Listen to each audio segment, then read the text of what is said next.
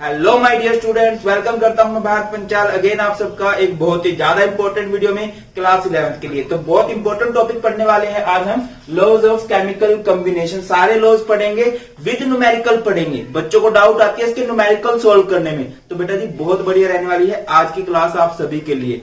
तो क्या है, सिंपल सी बात है, केमिकल कॉम्बिनेशन की केमिकल कंबाइंड किस तरह से होते हैं।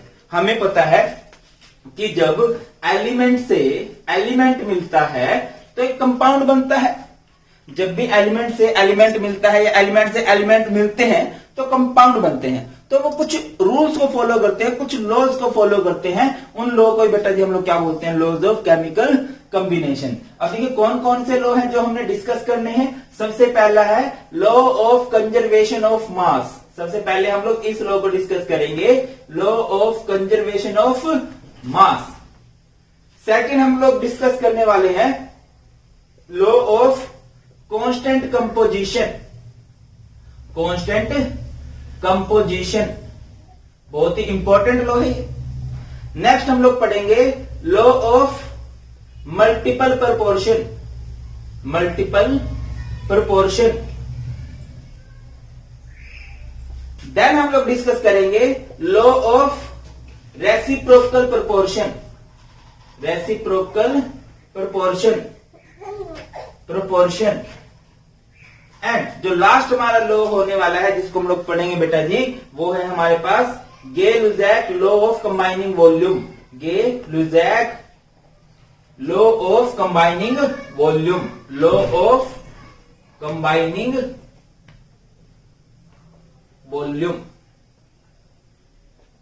ठीक है बेटा, तो ये सारे के सारे लॉज हैं जो हमने डिस्कस करने हैं। अब देखिए ये जो बात करेंगे, ये बात करेंगे मास की, एंड ये जो लास्ट लॉ है ये बात करेगा वॉल्यूम ऑफ गैस की। क्लियर?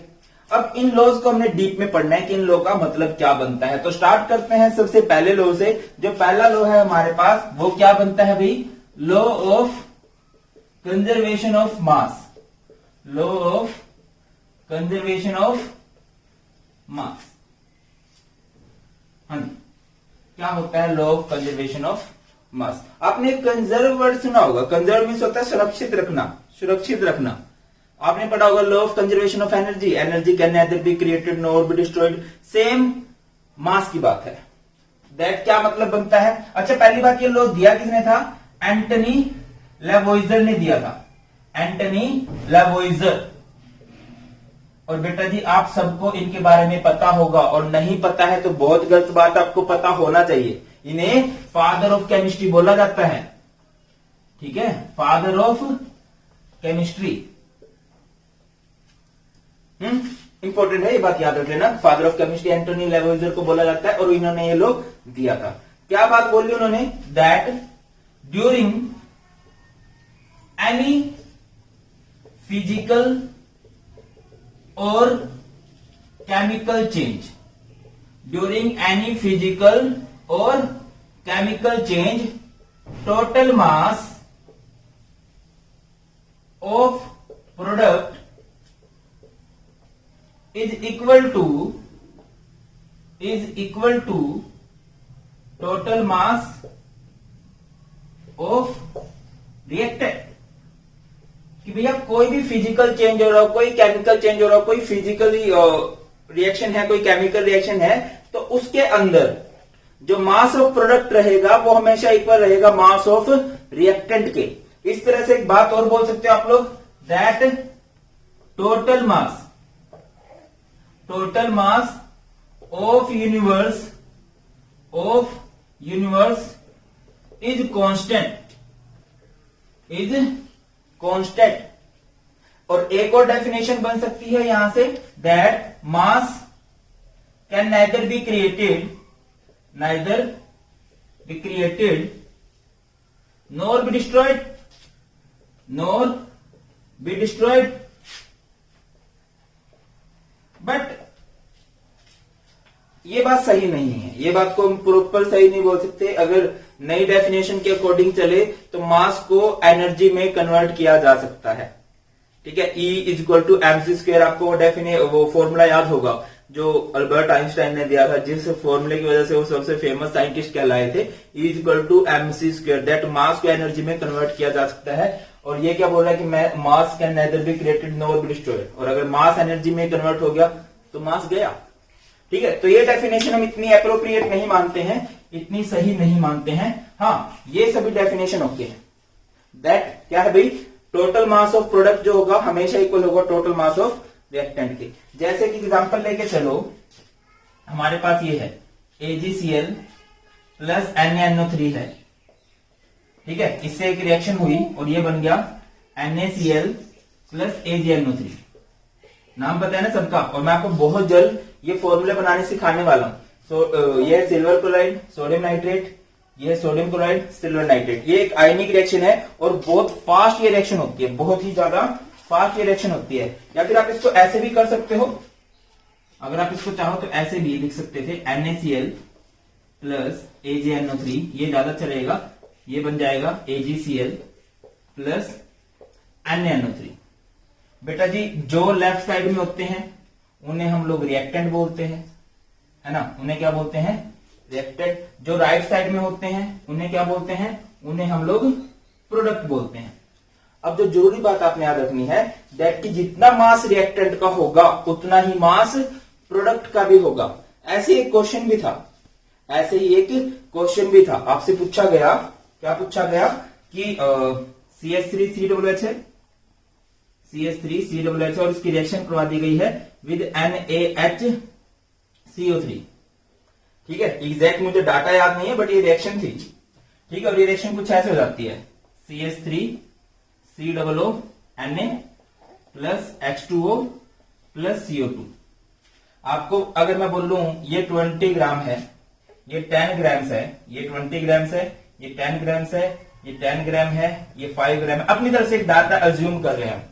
ठीक है, वैसे इतनी तरह से होता नहीं है, बट अपनी तरफ से एक डाटा मान के चलते हैं। और लॉ ऑफ कंजर्वेशन ऑफ मास क्या बोलता है, लॉ ऑफ कंजर्वेशन ऑफ मास, अब आपको ये बताना है कि CO2 कितने ग्राम्स होगा, बताइए कितने ग्राम्स होगा CO2।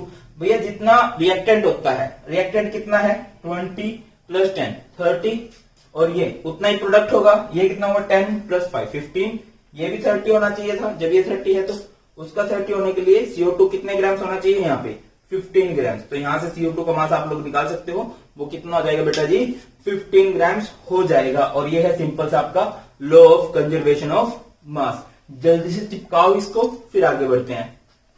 अभी देखते हैं सेकंड लॉ। सेकंड लॉ बहुत सारे नाम से फेमस है। पहला नाम है इसका लॉ ऑफ कांस्टेंट प्रोपोर्शन, या फिर इसको बोला जा सकता है लॉ ऑफ कांस्टेंट कंपोजिशन, या फिर इसको बोला जा सकता है लॉ ऑफ डेफिनेट प्रोपोर्शन। अब ये जो लॉ दिया था वो दिया था जोसेफ प्राउस्ट ने। किसने दिया था, जोसेफ प्राउस्ट ने। ठीक है, और इस लॉ की कुछ लिमिटेशंस भी थी। अच्छा, हर एक लॉ की लिमिटेशंस है, ठीक है, बट इसकी लिमिटेशन थोड़ी इंपॉर्टेंट है, दैट्स व्हाई मैं साथ साथ करवा रहा हूं। अब देखिए ये लॉ क्या बोलता है, नाम से समझो, कांस्टेंट कंपोजिशन। अब कंपोजिशन से क्या समझते हो, कंपोजिशन मीन्स कोई भी चीज जिससे मिलके बनी है। तो ये लॉ क्या बोलता है कि कंपोजिशन कांस्टेंट होगी। अगर कोई भी प्योर कंपाउंड है, उसकी जो कंपोजिशन होगी जिससे वो मिलके बना, वो हमेशा कांस्टेंट रहेगी। डेफिनेशन देखते हैं क्या बोलता है। A pure chemical compound is always made up of same element combined in same fix ratio by mass. Simple से मीनिंग है बेटा कि अगर कोई भी प्योर केमिकल कंपाउंड है तो वो हमेशा सेम एलिमेंट से बनेगा और उनका जो रेशियो बाय मास रहेगा वो सेम रहेगा। रिपीट कर रहा हूं कि अगर कोई कंपाउंड है, बच्चे बहुत बोलते हैं कि सर डेफिनेशन कैसे बनाएंगे। अगर कोई भी प्योर केमिकल कंपाउंड है तो वो हमेशा सेम एलिमेंट से मिलके बनेगा। पहली बात, किससे मिलके बनेगा, सेम एलिमेंट, फिक्स। ठीक है, और दूसरा, उन एलिमेंट का जो रेशियो बाय मास होगा, रेशियो बाय मास होगा कंबाइन होने का, वो फिक्स रहेगा। रेशियो बाय मास वो क्या रहेगा, फिक्स। सर एग्जांपल दो, एग्जांपल की बात कर लेते हैं। जैसे कि वाटर है, वाटर का फॉर्मूला हम सबको पता है। वाटर का फॉर्मूला क्या है, H2O है। प्योर वाटर लेना है, ये नहीं है कि नदी नाले का पानी ले लोगे। वाटर लेना है किसी भी कंट्री का हो, चाहे वो अमेरिका का हो, चाहे वो चाइना का हो, चाहे वो श्रीलंका का हो, इंडिया का हो, पाकिस्तान का तो रहने देना, वो तो कुछ भी कर सकते हैं। किसी भी देश का पानी हो और किसी भी सोर्स का हो, बट वो प्योर हो, तो वो हमेशा किससे मिलके बनेगा भाई, वो हमेशा मिलके बनेगा हाइड्रोजन से एंड ऑक्सीजन से। पहला पॉइंट। वो हमेशा मिलके बनेगा हाइड्रोजन से एंड ऑक्सीजन से। एंड उनका रेशियो बाय मास देखोगे, अगर आप देखो यहाँ पे हाइड्रोजन का मास कितना है बेटा जी, 2 है, ऑक्सीजन का मास कितना है 16 है, तो इनका रेशियो बाय मास हमेशा कितना रहेगा 1:8 फिक्स रहेगा। क्लियर है, ये बात थी लॉ ऑफ कांस्टेंट कंपोजिशन की। कोई भी कंपाउंड ले लो, अगर मैं दूसरी बात करूं कार्बन डाइऑक्साइड है, ठीक है, कार्बन डाइऑक्साइड हमेशा किससे मिलके बनेगा, किससे मिलके बनेगा भाई, ये कार्बन से मिलके बनेगा और दूसरा किससे मिलके बनेगा, ऑक्सीजन से मिलके बनेगा। पहली बात कार्बन और दूसरा किससे मिलके बनेगा, ऑक्सीजन से। और अगर आप इनका रेशियो बाय मास चेक करो, कार्बन का मास कितना होता है, सबसे फेमस 12 है, एंड ऑक्सीजन का कितना है यहाँ पे 32 है, एंड रेशियो निकाल लोगे 3:8, वो फिक्स रहेगा। तो यही बात बोल रहे हैं, कांस्टेंट कंपोजिशन क्या बोलती है कि अगर प्योर कंपाउंड है तो उनके एलिमेंट फिक्स रहेंगे एंड उनका रेशियो बाय मास वो भी फिक्स रहेगा। क्लियर है, बहुत जगह अप्लाई होता है। अब ऐसा होता है कि जब कोई अच्छा काम करता है ना तो उसके एंटी भी खड़े हो जाते हैं, लाइक जब हम कोई वीडियो बनाते हैं तो एक आधा मिल ही जाता है, अच्छा चलो कर देते हैं डिसलाइक। तो बेटा जी यहाँ पे भी यही फंडा है। अब कुछ खास बातें थी तो इसकी लिमिटेशंस भी हैं। सबसे पहली, not applicable if an element exist as isotope. याद आइसोटोप क्या होते हैं, पता है ना, आइसोटोप क्या होते हैं, same element having same atomic number but different atomic mass, जिनका एटॉमिक नंबर तो सेम हो बट एटॉमिक मास डिफरेंट हो। एग्जाम्पल आप सबने बड़ा फेमस एग्जाम्पल है प्रोटियम, ड्यूटेरियम, ट्रिटियम, ये एग्जाम्पल है बेटा, ठीक है। इन सबका एटॉमिक नंबर 1 है बट एटॉमिक मास चेक करो तो वो डिफरेंट है। तो अगर कोई एलिमेंट आइसोटोप्स की फॉर्म में एग्जिस्ट कर रहा है और आप उसके कंपाउंड को देखोगे तो उनका रेशियो बाय मास डिफरेंट आएगा। कैसे बोल रहा हूं समझो इस बात को। जैसे हमने CO2 बनाना है, ठीक है, अब CO2 बनाने के लिए एक बार हमने C12 का यूज कर लिया, C12 समझते हो ना, जिसमें कार्बन का मास 12 होता है, और एक बार हमने यूज कर लिया C14 का, ठीक है बेटा। अब यहां से आप रेशियो निकालना, कितना आएगा कार्बन का और ऑक्सीजन का, 12:32, और यहां पे रेशियो क्या आएगा 14:32, ठीक है। अब इनका आप रेशियो निकालोगे तो वो कितना आएगा, ये आएगा 3:8, ठीक है, और यहां पे ये कितना आ जाएगा 7:16।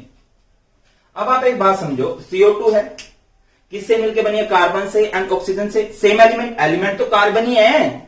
अब एक एलिमेंट के डिफरेंट एटम्स हो सकते हैं जिनका मास डिफरेंट हो, एक का मास 12 था, एक का मास 14 था। बेटा फोकस कीजिए मैं क्या बोल रहा हूं। ये अलग बात है कि इसके सबसे फेमस जो है वो कार्बन 12 होती है, बट आइसोटोप तो होता है भाई कार्बन का, और लगभग सभी एटम्स का, सभी एलिमेंट आइसोटोप्स होते हैं सबके। तो हमने देखा कार्बन डाइऑक्साइड में एक कार्बन 12 है, एक कार्बन 14 है, इन दोनों ने CO2 बनाया हुआ है। तो यहां पे जब आप रेशियो बाय मास निकाल रहे हो तो कार्बन का मास यहां पे 12 है, ऑक्सीजन का 32 है। कार्बन 14 जब आपने लिया तो कार्बन का मास 14 है, ऑक्सीजन का 32 है।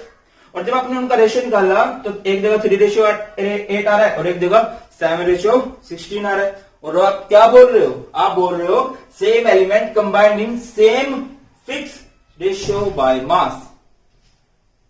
जो रेशियो बाय मास होगा वो फिक्स होगा, सेम रहेगा हर टाइम, बट फेल हो गया लो। क्लियर है। दूसरी बात क्या हो, element combined in same ratio, ऐसा पॉसिबल है कि एलिमेंट सेम रेशियो में कंबाइंड हो but different compounds can be form. मैं आपको अच्छा, आप लोगों ने सुना आइसोमर, अपना ना चैप्टर था कार्बन एंड इट्स कंपाउंड, उसमें हमने पढ़ा था, ठीक है, बहुत से कंपाउंड्स के बारे में पढ़ा था हमने। बहुत सारे फंक्शनल ग्रुप होते थे, लाइक एल्कोहल, फिनोल, एल्कोहल होता था, कार्बोक्सिलिक एसिड होता था, एल्डिहाइड होता था, कीटोन होता था, ऐसा कुछ होता था ना। अब जैसे मैं आपको एक एग्जांपल दूं, ठीक है, जैसे बेटा जी फोकस कीजिएगा, ध्यान से फोकस करना, मैं क्या समझाना चाह रहा हूं आपको। जैसे कि हमारे पास है ये CH3 CO CH3 या फिर CH3 CH2 एंड CHO। इनकी बॉन्डिंग मैं नहीं समझा रहा हूं, चलो बॉन्डिंग भी समझा देता हूं। ऐसे बॉन्डिंग होती है, इसमें चेक करो तो ऐसे बॉन्डिंग होती है। अगर आपको बताओ C डबल बॉन्ड होता है बेटा, जिसे हम लोग कीटोन बोलते हैं, एंड इसे हम लोग क्या बोलते हैं, एल्डिहाइड बोलते हैं। अब एलिमेंट चेक करना, इसमें कार्बन कितने हैं, 3 है, दोनों में कार्बन कितने हैं, 3 है। हाइड्रोजन कितने हैं, 3 3 6, 3 2 5 एंड 1 6, एंड ऑक्सीजन कितना है, सिर्फ 1 है। ठीक है। कार्बन का मास चेक करोगे 12, 36, 6 एंड ये 16 होता है, तो ये कितना हो जाएगा, 18 पे जा सकता है, 18:3:8। ठीक है। अब रेशियो दोनों का कितना आ रहा है, 18:3:8 दोनों का आ रहा है। रेशियो बाय मास जो है वो फिक्स है, बट आप चेक करो ये कीटोन बन चुका है, ये प्रोपेनोन है बेटा जी, ये प्रोपेनोन है, और ये क्या है, ये क्या है भाई, प्रोपेनल है। आई होप आप सबको ये पता है, और नहीं पता तो टेंशन मत लो, मैं जस्ट एक चीज आपको समझाना चाह रहा हूं कि भैया रेशियो बाय मास फिक्स है, एलिमेंट फिक्स है, उनका रेशियो बाय मास फिक्स है, बट आपका जो कंपाउंड है, हम बोले थे एक कंपाउंड बनेगा, बट ये कंपाउंड भी डिफरेंट बन गए। या फिर दूसरा एग्जांपल लो आप, दूसरा एग्जांपल मैं आपको बताऊं, जैसे कि हम लोगों ने क्या कर लिया, ठीक है, समझोगे डीप में भी समझेंगे इन टॉपिक को, अभी थोड़ी सी मेरे कहने से समझ लो। जैसे CH3CH2OH है, आपको पता हो ये होती है अल्कोहल, इथेनॉल, दारू, है ना, ड्रिंकिंग पर्पज के लिए जो यूज की जाती है, ये है इथेनॉल। इथेनॉल ये तो सबसे ज्यादा याद होगा आपको, इसमें जो फंक्शनल ग्रुप यूज हो रहा है वो क्या है, अल्कोहल है। और अगर मैं बात करूं CH3OCH3, आप इन दोनों जगह पे चेक करो, कार्बन कितने हैं, 2 हैं, हाइड्रोजन कितने हैं, हाइड्रोजन दोनों जगह पे मिलाओगे तो 6 है, एंड ऑक्सीजन 1 है। अब रेशियो बाय मास निकालना, तो कार्बन का कितना है 24, ये 6, और ये कितना है 16, तो कैलकुलेट करो 12:3:8। अब आप दोनों ही कंपाउंड में अगर आप चेक करोगे बेटा, दोनों ही कंपाउंड में अगर आप चेक करोगे तो क्या चेक कर पा रहे हो कि एलिमेंट फिक्स है, रेशियो बाय मास भी फिक्स है, बट जो कंपाउंड बन रहे हैं, एक में अल्कोहल बन रहा है और ये इथर होता है, ये क्या है, इथर, इसे बोला जाता है मिथोक्सी मीथेन। क्या बोला जाता है इसे, मेथोक्सी मीथेन बोला जाता है भाई। तो यहां से आपको एक चीज क्लियर हो रही होगी, आप चेक करो बेटा कि फॉर्मूला सेम है, एलिमेंट सेम है, रेशियो बाय मास सेम है, बट कंपाउंड तो डिफरेंट बन रहे हैं। तो यहां पे कुछ फेलियर थे, ठीक है, but most of the time apply हो रहा था। बहुत से एग्जांपल अगर आप कुछ न्यूमेरिकल चेक करोगे, बहुत आसान से न्यूमेरिकल है, दैट्स व्हाई मैं नहीं करा रहा हूं, आप चेक करोगे कि ये जो लॉ है ये फॉलो होता है। चलिए जल्दी से इसको चिपका दो, चिपकाओ इसको जल्दी से, फिर आगे बढ़ते हैं हम लोग। चलिए अभी नेक्स्ट लॉ देखते हैं। नेक्स्ट है हमारे पास लॉ ऑफ मल्टीपल प्रोपोर्शन। ये भी बहुत इंपॉर्टेंट लॉ है भाई, एंड इसका तो न्यूमेरिकल भी आया हुआ है एनसीईआरटी में। एनसीईआरटी का न्यूमेरिकल देखेंगे, इसके अलावा एक न्यूमेरिकल और देखेंगे जिससे कि आपकी अच्छी प्रैक्टिस हो जाए। तो बेटा जी ये लॉ दिया था जॉन डाल्टन ने, इसके बाद इस चैप्टर में डाल्टन से एटॉमिक थ्योरी भी पढ़नी है, बहुत ही इंपॉर्टेंट लॉ है ये। बात स्टार्ट करते हैं, क्या है, पहले डेफिनेशन को समझने की कोशिश कीजिएगा, 2-3 बार मैं आपको समझाऊंगा। When two elements combine to form two or more chemical compound, दो एलिमेंट को जोड़ना है और उनके एक से ज्यादा कंपाउंड बनाने हैं, एक से ज्यादा मतलब 2 या 2 से ज्यादा, कम से कम 2 बनाने हैं। Then the masses of one of the elements which combine with the fixed mass of other bear a simple ratio to one another। क्या कह रहे हैं, आपको कम से कम 2 एलिमेंट लेने हैं, उनको जोड़ के बहुत सारे कंपाउंड बनाने हैं, एक का मास फिक्स रखो, जिसका मास चेंज कर रहे हो ना उसके मास का जब आप रेशियो निकाल लोगे तो वो सिंपल होल नंबर रेशियो आएगा। Sir simple whole number ratio क्या होता है, 1:2:3:4, ठीक है, 4:3, 4:3:2, 4:3:1, ये सिंपल होता है, छोटे छोटे नंबर हो। और अगर मैं बोल दूं 12:22:35, ये सिंपल नहीं है, बहुत बड़े बड़े नंबर इधर उधर हो रहे हैं तो वो सिंपल नहीं होता, सिंपल छोटे छोटे नंबर हो, 2:1, 4:3, 4:1, छोटे छोटे नंबर तक की जब बात की जाती है बेटा तो वो सिंपल होल नंबर रेशियो माना जाता है।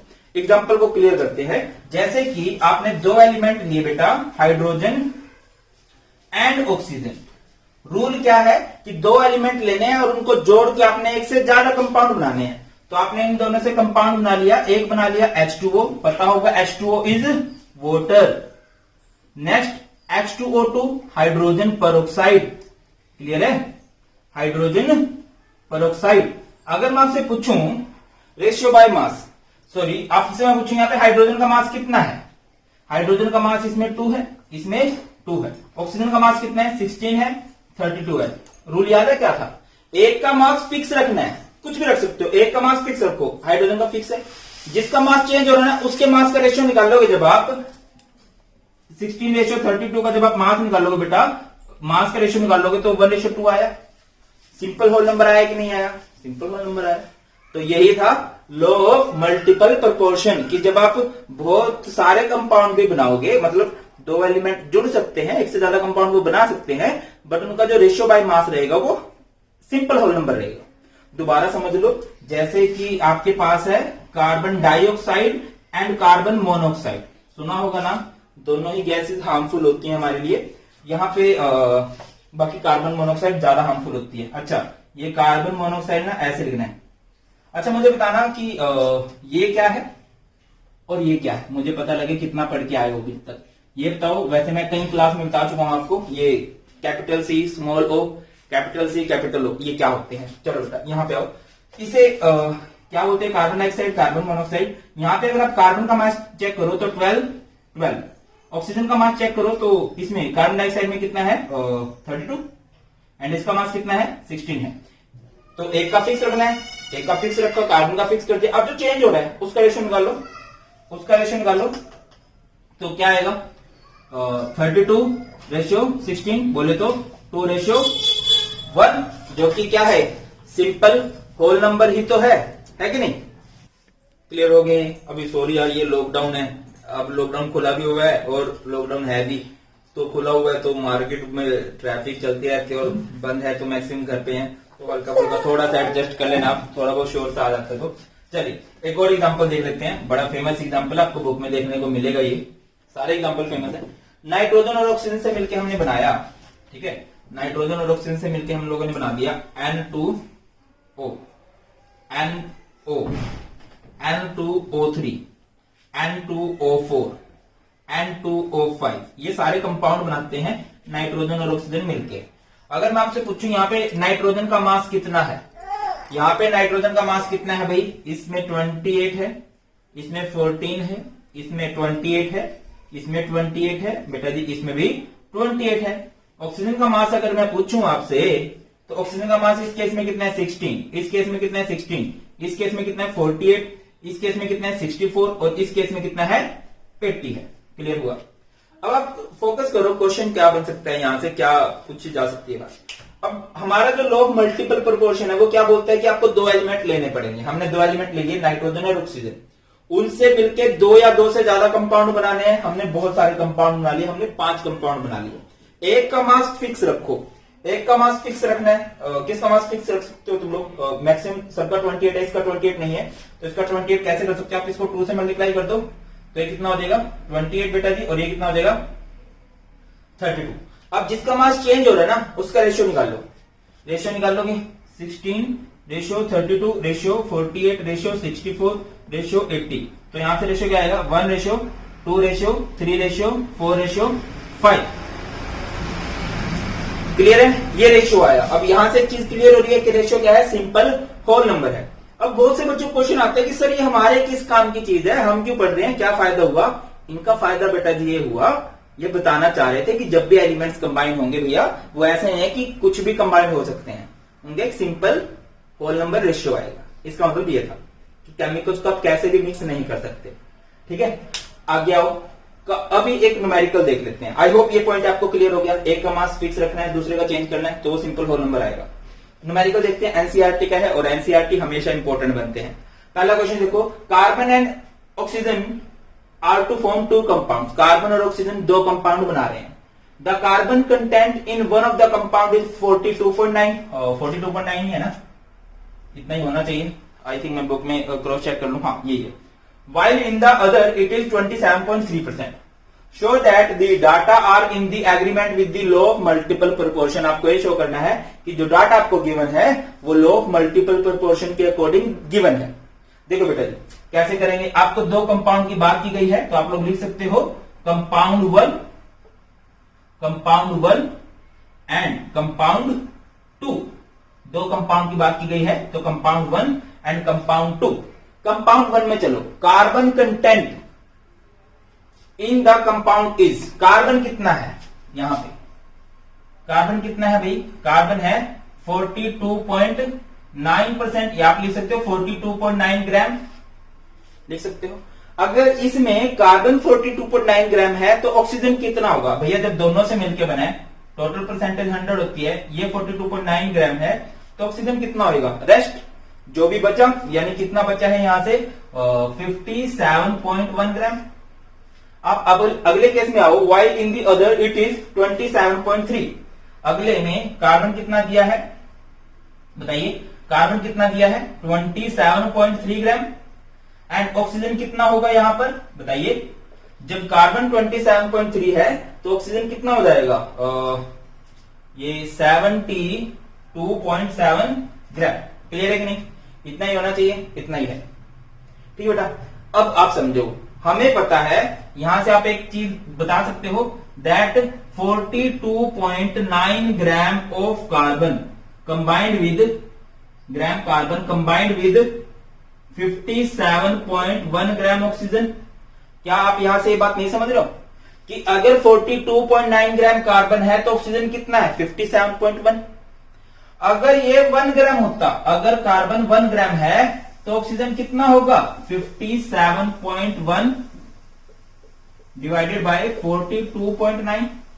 ऐसे ही करेंगे, याद है नहीं याद है। अगर मैं आपको बोलता हूं कि 5 बॉल जो है, 5 बॉल की जो कॉस्ट है वो 100 रुपीज है, तो 1 बॉल की कॉस्ट कितनी होगी 100, ये अपॉन में चला जाता है, तो ये 1 बॉल की कॉस्ट आ जाती है। सिमिलरली हमने बोला भैया इस कंपाउंड को देख के 42.9 ग्राम कार्बन है तो ऑक्सीजन कितना है 57.1 ग्राम।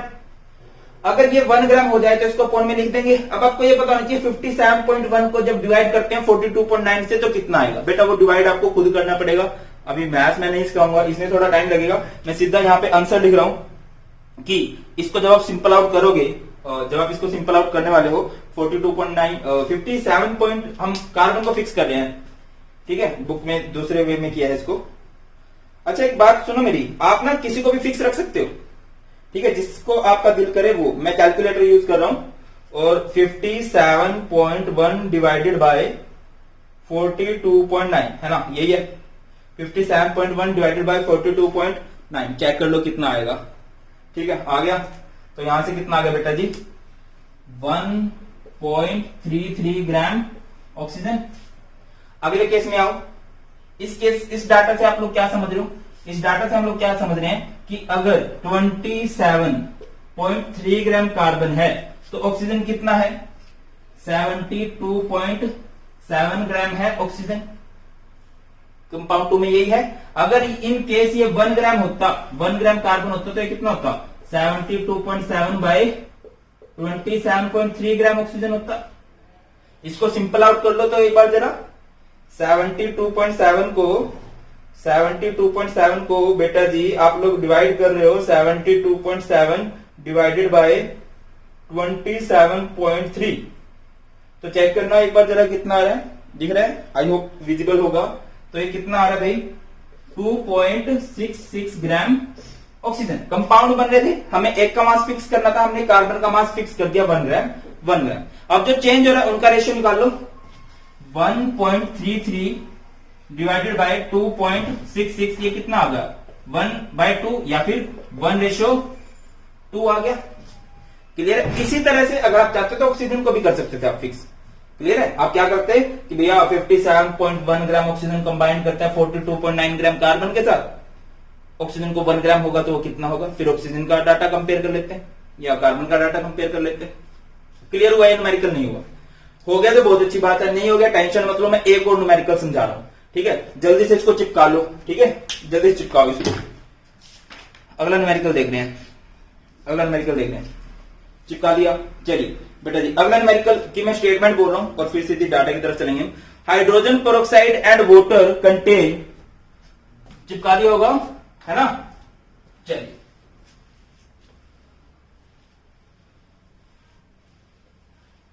देखिए क्या बोला गया है, क्वेश्चन है ये। Hydrogen peroxide and water contain 5.93 gram and 11.2 gram hydrogen respectively. दो कंपाउंड की बात की गई है बेटा जी, एक तो की गई है हाइड्रोजन पेरोक्साइड की बात, फोकस कीजिएगा, हाइड्रोजन पेरोक्साइड की बात, और दूसरी बात किसकी की गई है, वाटर की। इन दोनों में आपको हाइड्रोजन का कंटेंट बताया, कितना बोला है, कंटेन 5.93% एंड 11.2% हाइड्रोजन रिस्पेक्टिवली। इसमें हाइड्रोजन कितना है, हाइड्रोजन पेरोक्साइड में हाइड्रोजन कितना है भाई, इसमें हाइड्रोजन आपको बोला गया है 5.93%, यानी 5.93 ग्राम लिख सकता हूं। एंड यहां पे वाटर के अंदर अगर हाइड्रोजन पूछ लिया जाए, वाटर के अंदर जो हाइड्रोजन है वो कितना बोला गया है, वो बोला गया है 11.2 ग्राम। क्लियर है। अब मैं आपसे पूछता हूं, देखो यार वाटर हो गया, हाइड्रोजन पेरोक्साइड हो गया, तो दूसरा क्या होगा? दूसरा आपको पता है क्या होगा भाई? ऑक्सीजन होगा। अब ऑक्सीजन कितना होगा बताइए जरा, ऑक्सीजन कितना होगा? ये होना चाहिए, कितना होना चाहिए? 94.07 ग्राम। और इस केस में ऑक्सीजन कितना होना चाहिए? जब ये 11.2 है तो ऑक्सीजन कितना होगा? 88.8 ग्राम। क्लियर है। अब यहां से आप लोग क्या समझ रहे हो? अगर मैं इस डाटा को सिंपल आउट करना चाहूं तो आप क्या समझ रहे हो? That 5.93 gram hydrogen combined with 94.07 gram oxygen. यही समझ रहे हो भैया? हाइड्रोजन 5.93 ग्राम है तो ऑक्सीजन कितना है? 94.07 ग्राम। इन केस हाइड्रोजन 1 ग्राम हो, 1 ग्राम हाइड्रोजन होगा तो ये कितना होगा? 94.07 डिवाइडेड बाय 5.93। तो इसको जब मैं सिंपल आउट करता हूं, किसको भाई? 94.07 को चाहो तो खुद से कर लो, ठीक है? क्या है? 94.07 डिवाइडेड बाय 5.93। तो बेटा जी ये कितना आ रहा है? कितना आ रही? 15.86 ग्राम ऑफ ऑक्सीजन। इस केस में आओ, वाटर वाले केस में आ जाओ कि भैया 11.2 ग्राम हाइड्रोजन कंबाइन करता है 88.8 gram of oxygen. 11.2 gram hydrogen combine करता है 88.8 ग्राम ऑक्सीजन के साथ। और अगर ये 1 ग्राम हो, अगर हाइड्रोजन 1 ग्राम होता तो क्या होता?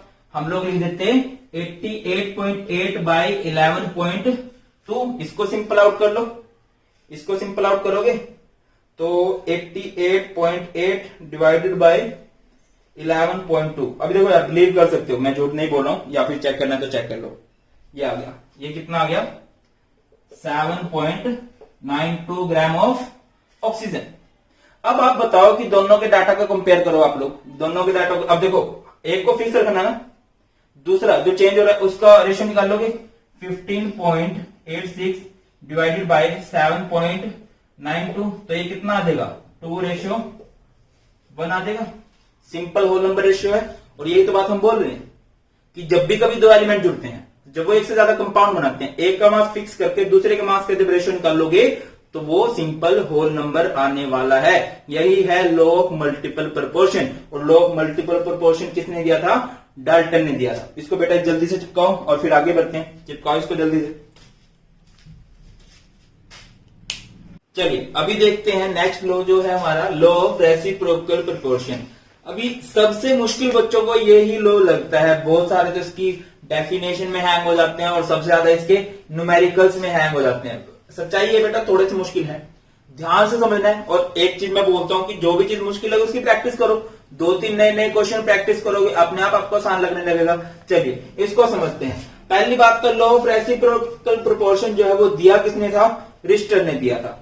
अभी तक हमने जितने भी लॉ किए हैं उसमें हम दो एलिमेंट की बात करते हैं। हमने पढ़ा लॉ ऑफ कांस्टेंट कंपोजिशन, हमने पढ़ा लॉ ऑफ मल्टीपल प्रोपोर्शन। अब हम पढ़ रहे हैं लॉ ऑफ रेसिप्रोकल प्रोपोर्शन। इसमें हम 3 एलिमेंट की बात करेंगे। रिपीट कर रहा हूं, 3 एलिमेंट की बात होगी।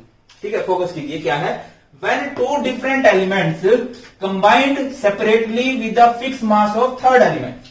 2 एलिमेंट कंबाइंड होंगे एक तीसरे एलिमेंट के साथ, और वो जो तीसरा एलिमेंट है उसका मास रखना है fix. The ratio in which they will do so will be the same or some simple multiple of the ratio in which they combine with each other। क्या बोल रहा है?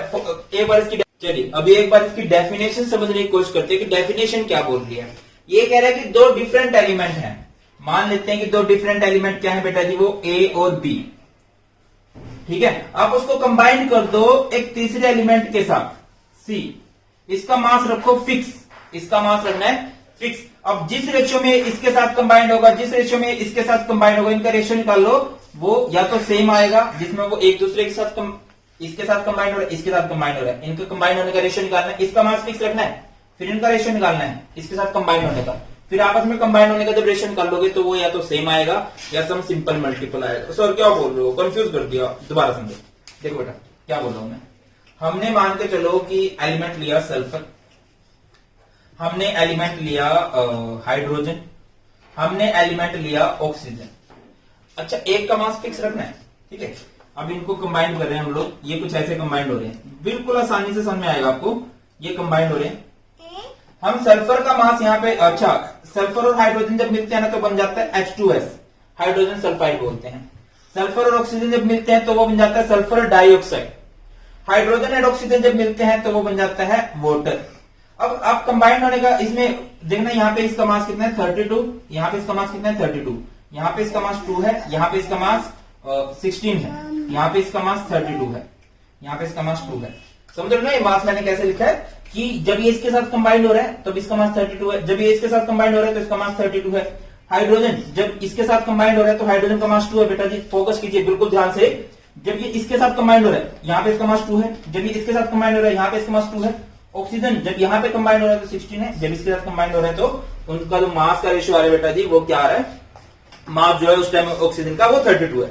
अब आप फोकस करो, आप अब सल्फर को तो फिक्स कर दोगे, सल्फर तो फिक्स है। अब जो एलिमेंट है जिनका चेंज हो रहा है वो हाइड्रोजन का और ऑक्सीजन का चेंज हो रहा है, इसके साथ जुड़ते हुए इनका मास का रेशियो निकाल लो। यहाँ पे इसका मास कितना है 2, इसका मास कितना है 32, 2:32 कितना आया 1:16 आया ये मास। भैया जब ये दोनों एलिमेंट तीसरे एलिमेंट के साथ जुड़ रहे हैं जिसका मास फिक्स है, उनका जब आप रेशियो बाय मास निकाल लोगे जुड़ते टाइम तो वो 1:16 आया। अगले केस में समझिए हाइड्रोजन और ऑक्सीजन आपस में जुड़ रहे हैं, अब यहां पे इनका मास निकालना तो वो कितना आया भाई, हाइड्रोजन का मास यहाँ पे 2 है, यहाँ पे कितना है 16 है, ये रेशियो कितना आया 1:8 आया। अब इनको आपस में कंपेयर करोगे तो ये कितना आया 1:16, ये 1:8, तो रेशियो कितना बना यहां से 1:2 बना। या तो वो सेम बनेगा या फिर सम सिंपल मल्टीपल बनेगा। बन रहा है नहीं बन रहा है भाई, इस तरह से क्लियर हो रही है बात, नहीं हो रही है, समझ में आ गया नहीं आ गया, फील आ रही है सर, फील नहीं आ रही, चलो दोबारा ही देखते हैं, फील लेके आते हैं। फील आनी जरूरी है भाई, फील आनी चाहिए, ठीक है। फील गई तो सारा खेल है, फील नहीं आएगा तो समझ में कैसे आएगा, फील लो। चलिए हमने क्या किया, कार्बन लिया, ऑक्सीजन लिया, हाइड्रोजन लिया, इनको मिलाया और इनसे मिलके कंपाउंड बनाया। कार्बन और हाइड्रोजन ने मिलके बनाया CH4। हाइड्रोजन एंड ऑक्सीजन का तो बड़ा फेमस है H2O। कार्बन और ऑक्सीजन का यहां पे आप कर सकते हो CO2, ठीक है, ये कर सकते हो आप लोग, कर दिया। अब इस केस में आप हाइड्रोजन का मास इस केस में चेक करोगे तो कितना आ रहा है 4, इस केस में कितना आ रहा है 2, यही है। हाइड्रोजन का मास इधर 4 है, इधर 2 है। कार्बन का मास, अगर आप कार्बन का मास चेक करो इस केस में कितना है बेटा जी 12, इस केस में कितना है 12 है। और ऑक्सीजन का मास चेक करो तो जरा एक बार, इधर ऑक्सीजन का मास चेक करो तो जब ये इसके साथ जुड़ रहा है 16 है, जब ये इसके साथ जुड़ रहा है 32 है। क्लियर है कि नहीं क्लियर है, इस तरह से बना सकते हो। अब हमारा लो क्या बोलता है कि 2 एलिमेंट लो और एक ऐसे एलिमेंट के साथ जोड़ो जिसका मास फिक्स है। अच्छा वो फिक्स किसी का भी कर सकते हो, ये आपके ऊपर डिपेंड करता है। बाकी यहां से डाटा से हमें कुछ पता लग रहा है कि यार कार्बन का फिक्स है। अब इनके साथ जो जुड़ रहे हैं ना उनका रेशियो निकालो। इसके साथ जुड़ते टाइम हाइड्रोजन का मास कितना है, इसके साथ जुड़ते टाइम कार्बन का तो फिक्स है, चेंज किसका हो रहा है हाइड्रोजन का और ऑक्सीजन का, हाइड्रोजन का और ऑक्सीजन का चेंज हो रहा है। तो यहां पे आप चेक करो हाइड्रोजन का मास कितना है भाई इन CH4 हाइड्रोजन का मास कितना है, हाइड्रोजन का मास कितना है बताना जरा, हाइड्रोजन का मास कितना है 4, ठीक है, इन CO2। अब कार्बन को फिक्स रखा ना, ऑक्सीजन का मास कितना है यहाँ पे 32, इनका रेशियो निकालना कितना आएगा बोलना तो जरा 1:8 आया। भैया 2 एलिमेंट थे अलग अलग, वो तीसरे एलिमेंट के साथ कंबाइंड हो रहे हैं जिसका मास फिक्स है। अब जब ये इसके साथ कंबाइंड हो रहे हैं, इनका जो आप रेशियो निकाल लोगे कंबाइंड होने का तो 1:8 आ गया। अब वो इसके साथ कंबाइंड हो रहा है, आपस में भी कंबाइंड हो रहे हैं, इनका आपस में रेशियो निकालना कितना आएगा, वो कितना है 2:16 कितना आया 1:8 आया। अब इनको अगर आपस में कंपेयर करोगे तो कितना आएगा भाई 1/8 रेशियो 1/8 1:1, समझते हो ना, वो सेम ही तो है, सेम आ रहा नहीं आ रहा, फील आ रही है। अभी फील आ रही है नहीं आ रही है? फील लो दोबारा। मैं क्या बोल रहा हूं कि दो अलग अलग एलिमेंट है, एक तीसरे एलिमेंट के साथ जुड़ रहे हैं जिसका मास आपने फिक्स रखना है। जब वो उसके साथ जुड़ रहे हैं, उनका जब वो कंबाइंड हो रहे हैं तो उनका मास निकाल लो, आपस में रेशियो निकाल लो उनके मास की कंबाइंड होने का, निकाल लिया। फिर वो आपस में जुड़ रहे हैं तो उनका रेशियो निकाल लो, तो या तो वो सेम आएगा या सम सिंपल मल्टीपल आएगा। क्लियर है? चलिए, होप कि क्लियर हो गया होगा बेटा जी पॉइंट आपको। न्यूमेरिकल पे चलते हैं, न्यूमेरिकल से शायद आपको ज्यादा फील आए। Ammonia contains 82.35% of nitrogen. एक आपके पास है अमोनिया, मैं सारे के सारे की बात कर दे रहा हूं। अमोनिया है पहला, एक कंपाउंड अमोनिया है। दूसरा वाटर है, वाटर। तीसरा क्या है भाई? नाइट्रोजन ट्राइऑक्साइड है, नाइट्रोजन ट्राइऑक्साइड, ट्राइऑक्साइड। ठीक है, अगर आप इसको बनाना चाहो तो अमोनिया का फॉर्मूला क्या होता है? देखिए, एक तरफ आप नाइट्रोजन लिख लो, एक तरफ आप हाइड्रोजन लिख लो, एक तरफ आप ऑक्सीजन लिख लो, ऐसे लिखे जाएंगे। यही सारे के सारे हैं। अमोनिया का फॉर्मूला क्या होता है? NH3। टेंशन मत लो, अगर नहीं समझ में आया मैं एक और न्यूमेरिकल से समझा दूंगा, फिर नहीं आया एक और न्यूमेरिकल कर लेंगे, वो टेंशन मत लो, वो टेंशन मेरी है। तुमने कोशिश करनी है समझने की। यहाँ पे H2O है और बेटा जी ये है N2O3, नाइट्रोजन ट्राइऑक्साइड। अब आप चेक करो कि नाइट्रोजन हाइड्रोजन आपस में जुड़ रहे हैं तो NH3 बनता है, हाइड्रोजन ऑक्सीजन आपस में जुड़ते हैं तो वाटर बन रहा है, और नाइट्रोजन ऑक्सीजन आपस में जुड़ रहे हैं तो N2O3 बन रहा है। अमोनिया के केस में आपको क्या दिया गया है? अमोनिया के केस में आपको दिया गया है नाइट्रोजन। नाइट्रोजन कितना दिया गया है? 82.35 ग्राम। तो हाइड्रोजन कितना हुआ? बाकी जो बचा 17.65 ग्राम। बेटा जी क्लियर है? अगले केस में चलो, वाटर कंटेंट। वाटर में आपको दिया गया है ऑक्सीजन। ऑक्सीजन कितना दिया गया है? 88.90 ग्राम। एंड हाइड्रोजन कितना दिया गया है भाई? हाइड्रोजन दिया गया है 11.10 ग्राम। इसको थोड़ी देर में देख लेंगे। इस डाटा से कुछ समझ सकते हो? अगर आप एक देखो, एक को तो फिक्स करना पड़ेगा, एक को फिक्स करोगे आप लोग, एक को फिक्स कर दो। हम हाइड्रोजन को फिक्स कर देते हैं ना। हमें पता है that 17.65 gram of hydrogen combined with 82.35 gram of nitrogen, यही है। और अगर यही हाइड्रोजन 1 ग्राम होता तो ये हो जाता 82.35 ग्राम बाय 17.65 ग्राम ऑफ नाइट्रोजन। बात क्लियर है? फील आ रही है या नहीं आ रही है भैया? डाटा दिया था अमोनिया में 82.35% नाइट्रोजन है, 17.65 हाइड्रोजन है। हमने लिख दिया। हम एक को फिक्स करना चाह रहे हैं, हमने हाइड्रोजन को फिक्स कर दिया। ठीक है, हाइड्रोजन भैया अगर 1 ग्राम है तो नाइट्रोजन, ये मैंने बता दिया थे डिवाइड में क्यों जाता है ऐसे। ठीक है, यहां पे भी आप हाइड्रोजन को फिक्स कर लो। कैसे करोगे? 11.10 ग्राम, 11.10 ग्राम ऑफ हाइड्रोजन कंबाइंड करता है कितने नाइट्रोजन के साथ? ऑक्सीजन के साथ 88.90 ग्राम ऑफ ऑक्सीजन, बाकी 88.90। ठीक है, कुछ गलत नहीं है इसमें। ठीक है, 88.90 ग्राम ऑक्सीजन। और यहां से अगर मैं बोलूं 1 ग्राम हाइड्रोजन किसके साथ कंबाइन करेगा? 88.90 बाय 11.10। अभी निकालते हैं अपना ब्रह्मास्त्र। और ब्रह्मास्त्र क्या है? ब्रह्मास्त्र है मोबाइल। तुम लोगों ने नहीं निकालना है, तुम लोगों ने खुद से सोल्व करना है। बस मेरा मैथ्स ऐसे ही है, स्लो है, और ज्यादा टाइम लगे उसका कोई फायदा नहीं है। सर बातें कर रहे हो, उसमें भी तो टाइम लग रहा है। बात तो तुम्हारी भी सही है, पॉइंट है। चलो बात नहीं करते। चलिए बेटा, तो पहले वाले केस में 82.35 है, डिवाइड करोगे किससे? 17.65 से। तो भैया क्या आएगा यहां से? यहां से आया है 4.66, वैसे 5 आ रहा है, नाइट्रोजन ग्राम। ठीक है, और इसको चिपकाओ तो जरा। अगले केस में बढ़िए, 88.90 डिवाइडेड बाय 11.10 कितना आया है भैया? ये आया है 8.00। ठीक है, ग्राम ऑफ ऑक्सीजन। अब हाइड्रोजन का मास फिक्स कर दिया, एक का फिक्स कर दिया। अब जो उसके साथ कंबाइंड हो रहे हैं उनका रेशियो निकाल लो। अगर मैं नाइट्रोजन ऑक्सीजन का रेशियो निकालू यहां से मैं रेशियो निकालू बेटा जी 4.66, ये नाइट्रोजन है, और ऑक्सीजन कितना है? 8.00, ये ऑक्सीजन है। इनका रेशियो तो निकालना जरा, 4.66 डिवाइडेड बाय, अब यार वो इतना आ गया। ठीक है, उसको पॉसिबल हो तो और कर लेना, अभी वो तो सीधा फ्रैक्शन में बता देगा आपको। ठीक है, चलो फ्रैक्शन में बता देता हूं मैं आपको कितना आएगा। 8 पॉइंट, बेटा आपको बाकी फ्रैक्शन नहीं निकालनी है। 8.00 ये आ गया है 0.5825 आ गया। ठीक है, चलिए एक चीज क्लियर हुई। हाँ जी, अब यहां पे आओ नाइट्रोजन ट्राइऑक्साइड में। नाइट्रोजन ट्राइऑक्साइड में क्या है? Contain oxygen. नाइट्रोजन कितना है? नाइट्रोजन है 36.85 ग्राम। ऑक्सीजन कितना है? 63.15 ग्राम। अब इनका अगर आप अब इनमें से किसी को फिक्स नहीं करना, इनमें से सीधा आपको रेशियो निकालना। वहां पे हमने रेशियो किसका निकाला था? नाइट्रोजन टू द ऑक्सीजन का। यहां पे भी नाइट्रोजन टू द ऑक्सीजन का रेशियो निकाल लो, यानी 36.85 टू द 63.15। बेटा जी क्या आएगा? 36.85 डिवाइडेड बाय 63.15 और कितना आएगा एक बार चेक कर लो आप लोग। यह आया 0.5835 और एक्चुअल में ये सेम सा ही आने वाला है।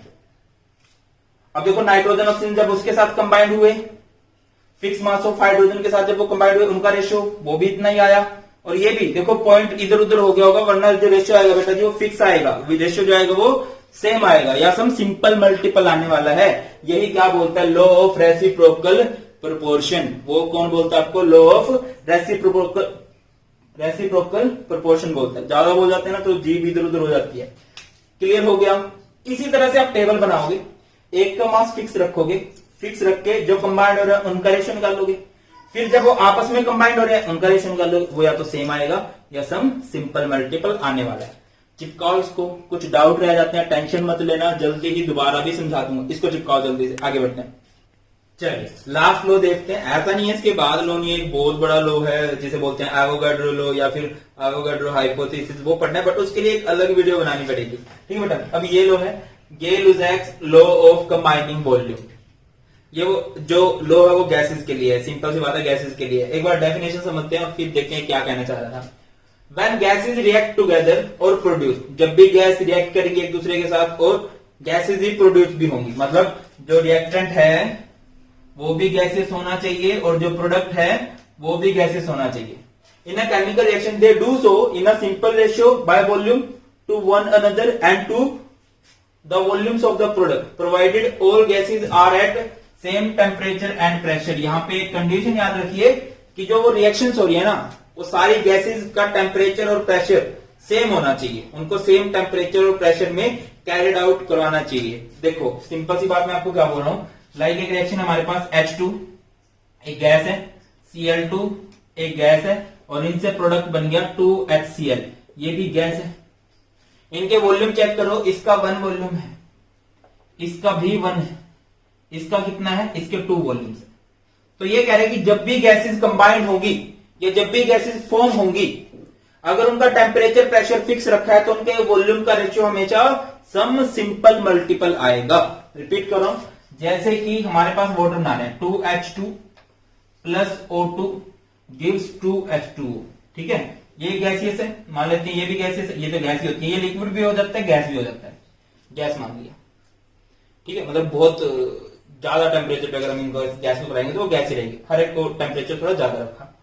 तो बेटा ये आप देखो इन गैसेस का ये जो रिएक्टेंट है प्रोडक्ट है, टेम्परेचर प्रेशर फिक्स रखा, उनके कंबाइन होने का या फॉर्म होने का जो रेशियो आएगा वो सम सिंपल मल्टीपल आएगा, simple multiple whole number ratio आएगा, यानी 2:1:2।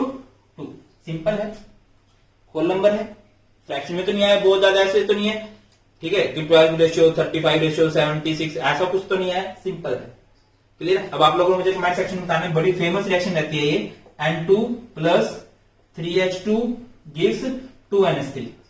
बेटा ये अमोनिया गैस है, इस प्रोसेस को कहा जाता है हैबर प्रोसेस, बड़ी फेमस है भाई, बहुत ज्यादा फेमस है हैबर प्रोसेस। ठीक है, ये भी गैसेस है, ये भी गैसेस है और ये भी गैसेस है। आप लोगों ने मुझे कमेंट सेक्शन में बताना है कि इनका कंबाइन होने का और फॉर्म होने का रेशियो क्या है, कमेंट सेक्शन में बताइए। इसको चिपकाइए, वीडियो अच्छी लगी है लाइक कर देना, शेयर कर देना और चैनल को सब्सक्राइब जरूर कर लीजिए। थैंक यू सो मच, बहुत जल्द मिलते हैं नई वीडियो में। गॉड ब्लेस यू ऑल, जय हिंद।